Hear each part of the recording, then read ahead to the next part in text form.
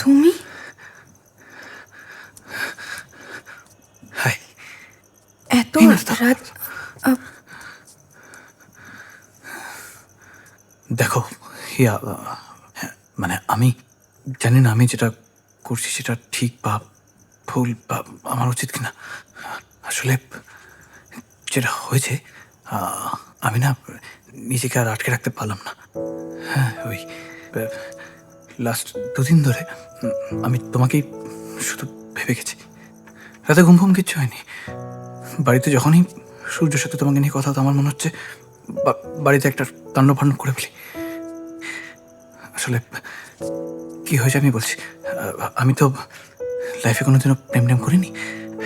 হ্যাঁ, মানে মেয়ে দেখলেই আমার মনে হতো হয় কেলিয়ে দিই না চুলের উঠে ধরে নাড়িয়ে দিই।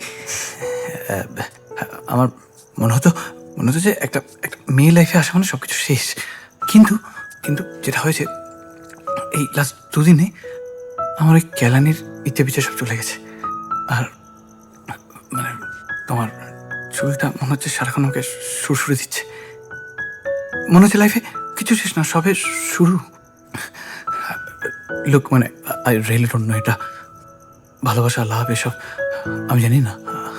আমার খুব তোমার সাথে থাকতে ইচ্ছা করছে।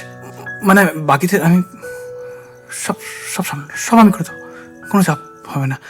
আমি দেখে নেবো সবটা। মানে আমি জাস্ট জানতে চাইছি যে do you love me?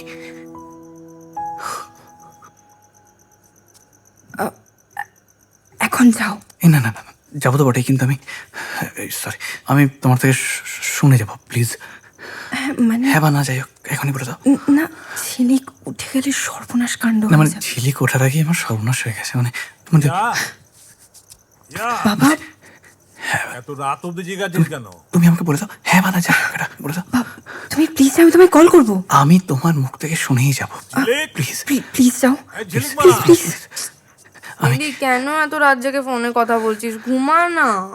Please যাও। এখন প্লিজ বলে দাও, আমি তোমার মুখ থেকে শুনবো হ্যাঁ বা না, যা কিছু। আচ্ছা ওকে, শোনো। হ্যাঁ বলো বলো বলো।